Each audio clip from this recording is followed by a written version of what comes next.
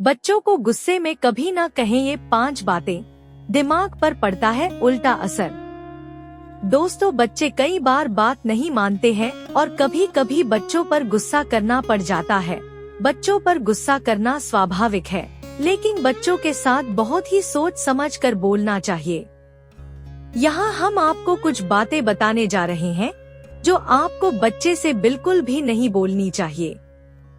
Number 1, तुमसे कुछ नहीं होगा। आपकी ये बात आपके बच्चे का आत्मविश्वास तोड़ सकती है। नंबर 2, काश तुम पैदा ही न होते।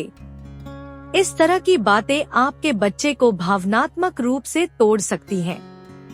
नंबर 3, चुप रहो, तुम बहुत बोलते हो, आजकल बहुत बोलने लग गए हो। इस तरह की बातों से आपके बच्चे की बोलने की हिम्मत टूट सकती है।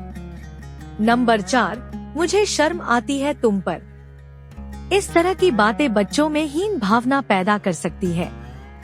बच्चों को फील कराना चाहिए कि वो सब कुछ कर सकते हैं।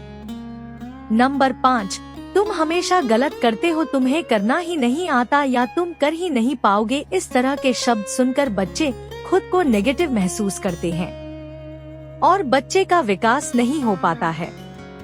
दोस्तों, हम सभी को पता है कि गुस्से में कही गई बातों का असर बच्चे हो या बड़े सब पर काफी समय तक रहता है। गुस्सा करने से आपका बच्चा पिछड़ सकता है और उसका आत्मविश्वास कमजोर होता है और बच्चे का सही से विकास नहीं हो पाता है। बच्चों को प्यार से समझाएं ताकि बच्चे आत्मविश्वास के साथ आगे बढ़ें। उनका आत्मविश्वास बनाए रखें और अपने बच्चों का सही मार्गदर्शन करें। गुस्से से भरे शब्दों का इस्तेमाल किए बिना भी प्यार से समझाने पर बच्चे जिम्मेदार और समझदार बनते हैं।